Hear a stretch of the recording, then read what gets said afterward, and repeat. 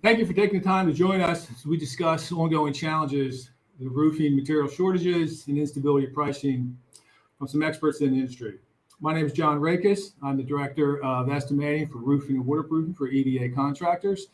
It'll be my job to keep this conversation moving along.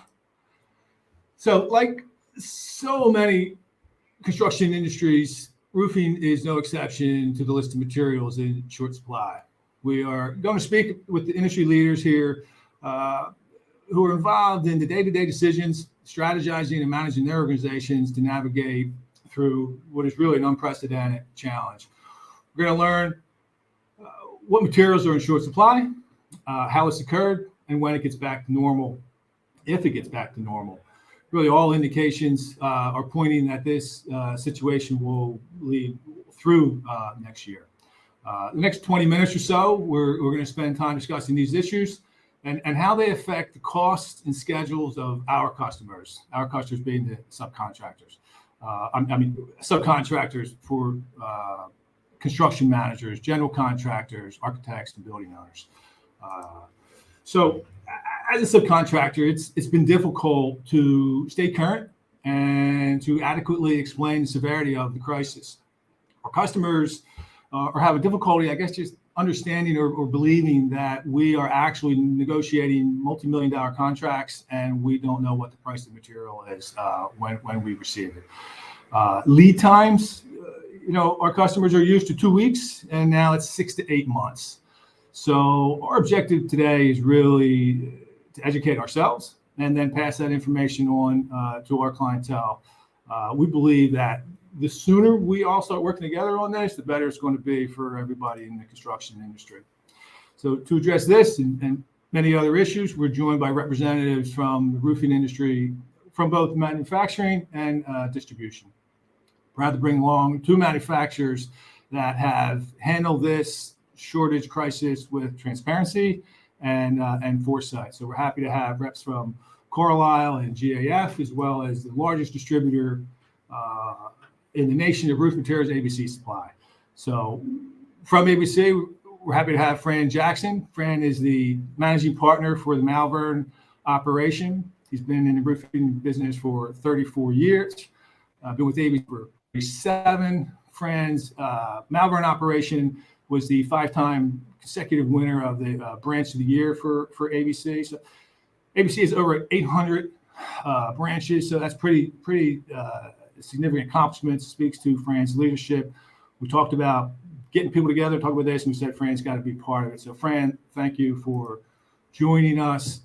From Carlisle and Hunter Panels, we have Chris Rumsey. Chris started representing Hunter Panels in 1998, took on the Carlisle Syntax representation in 2001. Chris's organization is responsible for sales in Eastern Pennsylvania, all of New Jersey, and Delaware. So Chris is uniquely positioned to observe, report on the operation of the largest producer of polyiso in the nation with 7 plants in this many states. So Chris, thanks for taking the time to come out.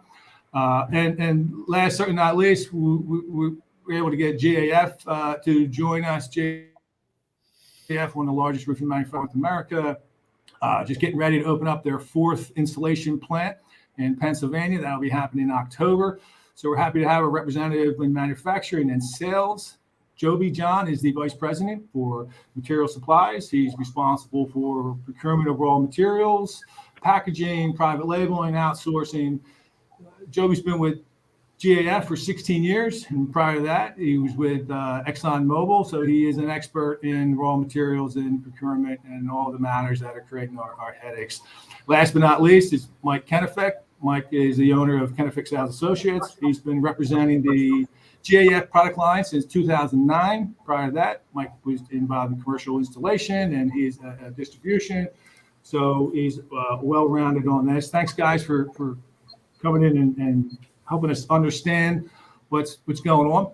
If I can start, Fran, with you in the distribution, I guess you saw it first, or you had the first effect of it coming down. What can you tell us are the roofing materials that are in short supply, and about when did this occur? Sure, John. It all started last year, probably in March and April, when some states were shut down. because of COVID. So a lot of manufacturing plants in Pennsylvania, Maryland, New England were shut down for a month to 45 days. We start seeing some impacts of that lack of production in those timeframes, starting last year into the fall and then into the winter. And then things got accelerated probably late winter when there was a deep freeze down in the Gulf states, where some manufacturing plates of chemical were affected. And these chemicals are used in polyiso, vinyl windows, siding, stuff like that. So we started hearing rumblings in the commercial roofing world, probably beginning of March, there's going to be some disruption in product. Several manufacturers started allocation in late March, early April. So we started seeing that happen then. Right. And that was affecting all lines, really, residential and commercial lines. Gotcha. Okay. So, Chris, you guys have 7 plants throughout the country. What do you guys see as the cause of this? What's the root cause of this problem? Sure. So it started off primarily as a chemical and raw material issue. We were coming off a year in which the industry was down a little bit. I think the SPRI numbers so the Single Ply Roofing Institute would suggest that numbers were down about 4% in 2020. And I don't believe that the industry was necessarily down because the work wasn't there. It was just that world events kept people from getting that work completed. As a result, I think you had quite a bit of carryover from 2020 into 2021, and there was still a pretty high demand going into 2021 just on its own merits. So when some of the events that Fran spoke of, like the petrochemical industry getting hit in the Gulf states and things like that occurred, we saw early on this year that there was going to be a chemical shortage, which was going to impact us. At the same time, we had a real built up demand coming out of last year and then into this year. So what we started off with as a chemical issue that got us behind the 8 ball, it has just snowballed as demand has grown. Those same numbers, if you look at some of the same indexes and things like that, so the SPRI numbers through July of this year would suggest that the single ply industry is up about 15.5% through July in 2021. That's a really substantial number. I think if you went back and you looked at what some of the predictors, like the folks at Dodge and some of those folks, they were representing that they believe that we'd have a much more mild growth in 2021 than that. So demand has really ramped up. And then, of course, as prices increased because materials and supply shortened, folks got more interested in bringing orders forward. They got more aggressive with their purchasing and such to try and A, beat price increases, and B, to get their place in line, as we saw elongated lead times and things like that. So while the chemical problem is still very real and a struggle, and Joby can probably speak to this or much better than I can. But yeah, I'd be curious. The only thing I was going to say. Okay, let me just move this over to Joby. As far as raw materials, Joby, what are the challenges you're having, and what can you tell us about MDI and some of those chemicals that are creating the problem? No, absolutely great to be here and talking to you all. And as Fran and Chris said it very well, right? You know, the beauty about all of this is the resiliency of our economy, right? And how wonderful our economy from a demand standpoint is doing. And I think the challenge that occurred, as Chris well alluded to, is the inventory came in. The manufacturers all came in, and our supply chain folks all came in with significant amount of low inventory, right?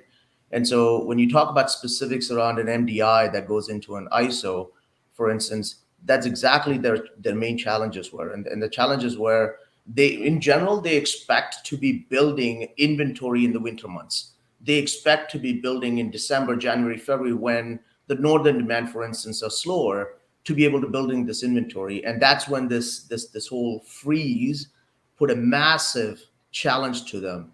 They weren't able to build this inventory. The inventories were lean to begin with. And what's compounded the whole issue was, them being down for 1, 2 to 4 weeks to 6 weeks, didn't allow for that inventory to be built that they couldn't service in the summer months. So this resulted in significant tightening of all the materials, not just as an MDI, but also in polypropylene and others that results in going into TPO, and the issue just starts compounding from there. So when the storms came in February in Texas, what kind of impact was? What are the weather events that are occurring, and how is that impacting the supply of raw materials? No, absolutely right. So, the simplest way to answer that, John, is to say that supply chain is quite deep, right? And supply chain also is not a regional issue. So multiple facets of things that have taken place. For instance, in order to make MDI, some of the ingredients that we don't typically think of are chlorine, carbon monoxide. So all of our suppliers, right, either it be Carlisle, GAF, or others, all are relying on these MDI suppliers to have continuous supply of many of these materials that they rely on other partners for. So what happens is when that pipeline is broken because they have to be shut down, or some of them you can't even store the inventory. So it's just in line. So things are produced and it's fed continuously into for instance, an MDI supplier.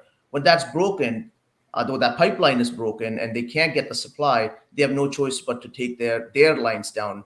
And that creates one of the things. The other issue that's really happened is on the logistics side. It's not just on the taking our products or ABC taking their products down to the contractor level, but it's all the inbound freight, right? In the international shipping lanes have been a massive challenge. The world relies on significant amount of inventory or global balancing that happens. And something that takes typically 4 weeks, the ships take a good 3-4 months to come, and sometimes they're unpredictable. So people relied on a certain system and a sort of a lead time, and that got disrupted very quickly, very shortly, and that all of those imbalances led to the challenges we're seeing now. Gotcha. So, Fran, these guys are dealing with chemicals, and as far as the metal, fasteners, plates, and sheet metal, what are you finding is the problem, the cause, and do you see anything improving on that? I understand that since I think it's August of 2020, steel pricing has gone up 160%. Mm-hmm. What are you seeing out there? So what I'm saying is nothing's getting better. Okay, if anything, it might be getting worse right now. And as Joby and Chris were saying, those raw material shipments coming in are being delayed and held up at ports, and there's labor issues, all kinds of things that are pointing towards not this getting better anytime soon. We're still seeing long delays in all metal products, and really it's probably the least item that I can get a date on right now. So I can get dates on insulation and TPO and the windows. I'm not getting any kind of windows on fasteners. I could put fastener order in today and I can get 5 boxes show up 2 weeks from now and 100 boxes show up 3 months from now. So it's very intermittent on the shipping right now. So that's not getting any better for us, and I don't see any improvement anytime soon on fasteners and plates. To me, right now, that's probably my biggest problem that I have right now is, yes, we can get some insulation, we can get some membrane, but I can't get your fasteners. So it's a real issue. Are you finding that as a result of that, people are moving to adhesives, and is that creating a rising cost for adhesives? Are you having any problems getting that material in? Sure. It causes, yes, there's a cause and effect to everything. So this is causing people to jump to adhesives, which in turn jumps the price up, demand of those get higher, and then that product goes out in lead time.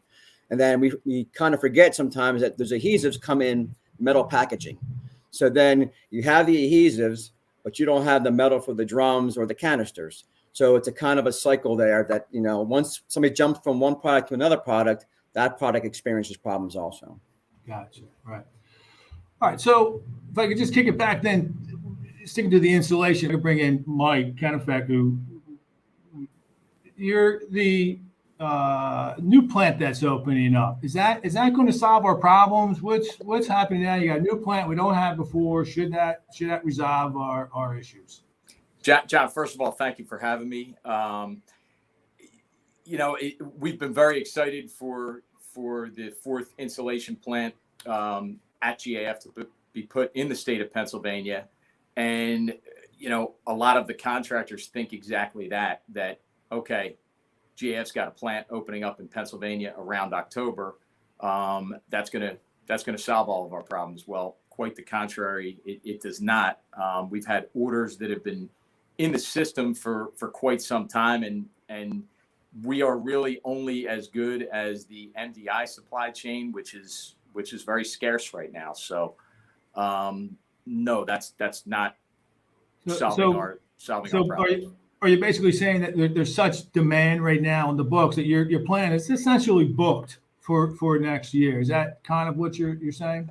I don't think it's booked for the entire year, but we're certainly heading in that direction. It's pretty disappointing to have to tell contractors that we are 6, 7, and even in some cases as much as 8 months out on product. I mean, it's really creating some real issues at the contractor level for guys that aren't used to having to be as organized as they're going to need to be moving forward. Right.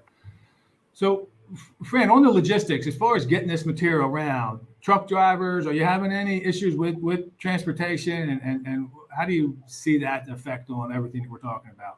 I think that affects a lot of things. So I think even if in a perfect world, you had product, you had labor to make it, getting it to job sites is still a problem. There's still a shortage for drivers. I mean, quite frankly, since Amazon's come into play and all those, everybody's getting everything delivered to their house, and they're building all these warehouse centers and all that. Drivers is becoming a big problem for sure. For me personally, it's a big problem. I run ads for months and months and months, and I get nobody applying.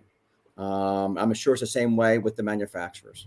So is how much of the COVID labor issue is related to that? And then, Mike, if you could take, what are manufacturers doing relative to duplicate orders? If you maybe touch on duplicate orders, and then are you reducing your SKUs, reducing inventory to adjust to the labor shortages? How are you guys addressing the labor issue? I'll address the SKUs first, John. I will say that I'll bring up an example on the GAF residential side of the business. I mean, they've gone from 13 or 14 colors to 5 colors, and now they're down to 3 colors. They're really emphasizing on just making as much product as they possibly can. On the TPO and ISO side of things, we are absolutely trying to make as much 2.6 inch insulation as we can, because if you double that up, you get an R30. And on the TPO side of things, we're just trying to make white 10 by 100s and white 10 by 100s in fleece. They're our most in-demand products, and the colors and some of the special orders and the special lengths and the special widths are being put by the wayside a little bit. As for the duplicate orders, it's kind of funny because when this all started back in February, March, I was, predicting to contractors that there's plenty of people putting in duplicate orders. Those orders are going to get canceled, and it's going to free up material.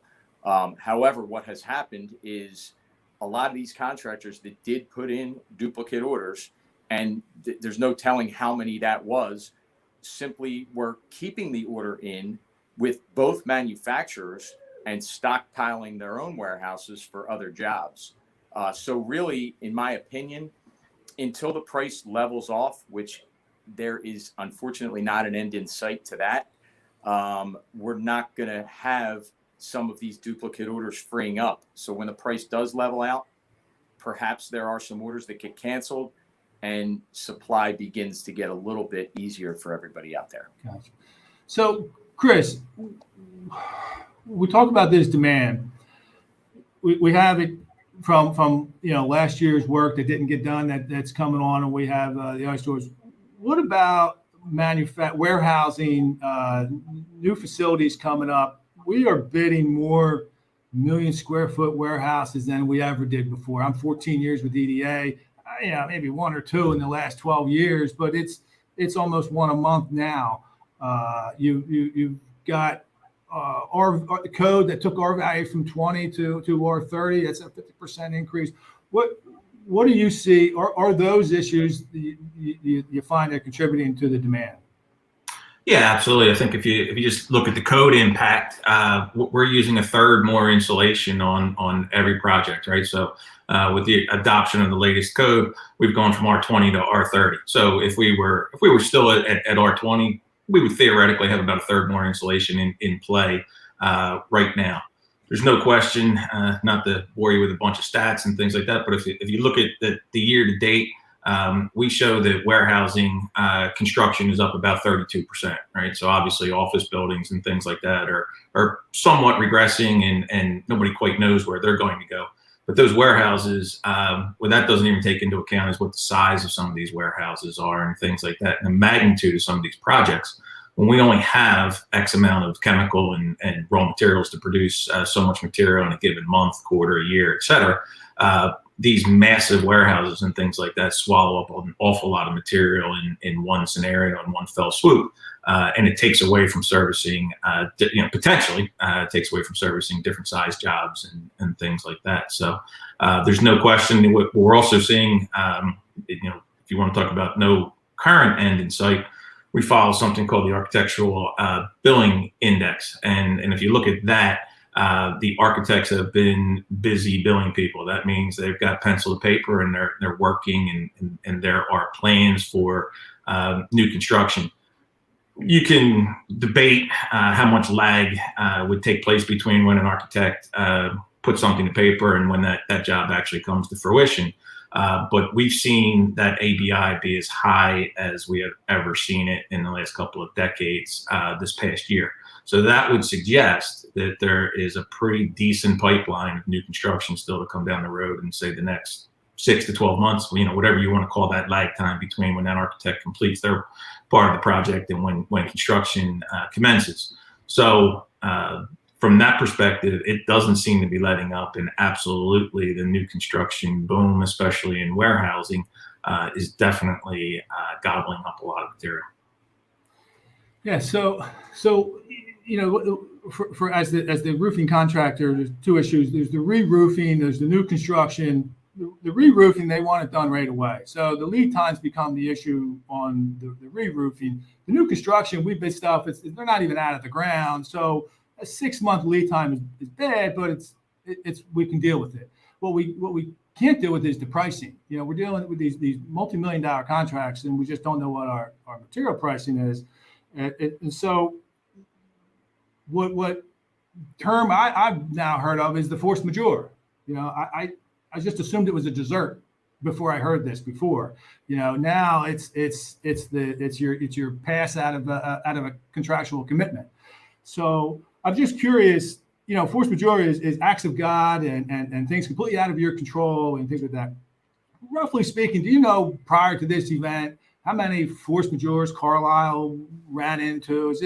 Were there none? Were there maybe one or two over the last 10 years? Like, roughly speaking, what's your guess? Yeah, it would be just that. It would be a guess. I can tell you, I'm sure it has absolutely happened, but it has been relatively small. It has been isolated. The last thing that I can go back to that impacted this industry, where I know it took place, was, I believe, 2004 was when we had an MDI crisis, and so polyiso became extremely scarce. So that definitely was implemented then.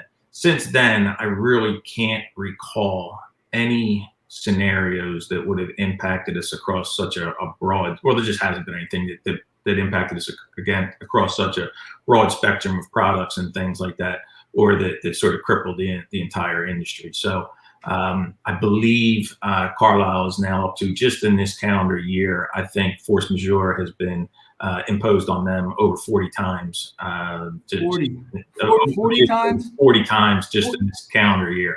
And that's different chemicals, products, that's all sorts of things. But so, while I can only go back to 2004, so go back 17 years until I can remember anything that had this much of an impact. We've got so many different instances that are impacting us this year in that regard. And I have to assume that GAF is probably seeing something very similar, maybe worse, maybe a little better. I don't know, but I think we're all in the same boat from that perspective. Joby, what are you guys experiencing relative to the force majeure? How frequently and what are you seeing? Well, I think, thanks, John. Chris said it very well, right? We're all in the same industry. We all have very similar suppliers and similar networks, right? So the issue is not just about getting the 40 force majeure from separate or different companies across the US and the globe, but also the same company, which is unique to this year, having multiple force majeures, right? Either it be because of the freeze that we saw, and they're all trying to do the right thing and making sure the allocations across to their main customers are done right through this force majeure process and others. And coming out of that, they think they're out of the woods until Ida hits or the current Houston flooding, And so once they think they're out of the mess, and something else hits them. So the natural disasters this year, in addition to demand being great or stable to great, to inventories being low, the natural disasters this year has significantly impacted, where, like I said, this is the first year I've seen where same supplier had to go back, issue a force majeure, withdraw the force majeure, get back to a certain normalcy, and have to reissue a force majeure again several months later. Right. So I guess let me kick this over to Mike. What's it like now, Mike, selling? You're selling a product that you have no inventory and you don't know what your cost is, So what do you guys do between Monday and Friday? What do you do? How are you selling your product? Well, you can, I could tell, in March, around March, when the roofing contractors were beginning to be very, very nice to me and ask how my family was and things like that, that things were beginning to take a turn. And that's great. That's fun. The downside of that for a sales rep is that, and I'm sure Chris would agree with this. I mean, we pride ourselves at being able to help contractors and take them out of jams, and that superpower, if you will, has really been taken away from us, and we're really at the mercy of the information that's out there, and we're trying to do our best to relay any and all new information to the contractor and just be as transparent as possible about what's going on out there. But I mean, it really did. It turned into contractor frustration, even GC frustration. I was getting calls from a number of those folks. And what we've kind of melded into, I guess, is just to completely under promise and try to over deliver. And unfortunately, the over delivering part of that equation is not happening yet. So it's been challenging. It's been certainly the most different year of my career. So I hope that answers your question. Right. Yeah. All right. So Chris, let me move it back to you, and you can we can pull Mike back up as well. What's the future? Where you guys are the big players here. You've got your control, really the installation here. When do lead times level off? When does pricing level off? Nobody can commit to pricing it, and so different manufacturers are saying things, 10% per quarter, 12% per quarter, 8% per month. We're hearing different kinds of potential increases. What's your take on this? I'll start with Chris. Yeah, it's here to stay for the foreseeable future. When I look at our current lead times, if an order placed today for the right size order and everything lines up, maybe we can put all the components together for an April delivery. But it's also not unusual to be seeing June deliveries and such. So we're already halfway into next year, and I think this is just going to get elongated. Just to echo something that Joby had said earlier as well, we typically use the first quarter to build inventory. I think that this year wasn't as bad as it could have been because this hit late first quarter, and I know for us personally, we were able to build up not the same level of inventory that we typically would because of some raw material issues and things like that. But we were able to at least create some inventory early, and that carried us through the beginning of this problem. We're not going to have, the way it looks right now, we will not have that luxury this winter to build up that inventory because the demand is so great and because the orders are already there. we're just going to be working hand to mouth to produce material for the next project. So not to ruin everybody Friday morning, but I think this is a problem that's here to stay through 2022. I think it would be somewhat irresponsible to say that we don't need to plan and act accordingly, that this is with us through all of 2022. Hopefully there will be a lessening of some of the price pressures, and maybe we can communicate pricing better moving forward. But as far as the lead times go, and unless there's some events outside of our industry that just slow construction down or drop the bottom out of the economy or something like that, it looks like 2022 will be another series of struggles, much like we're experiencing this year.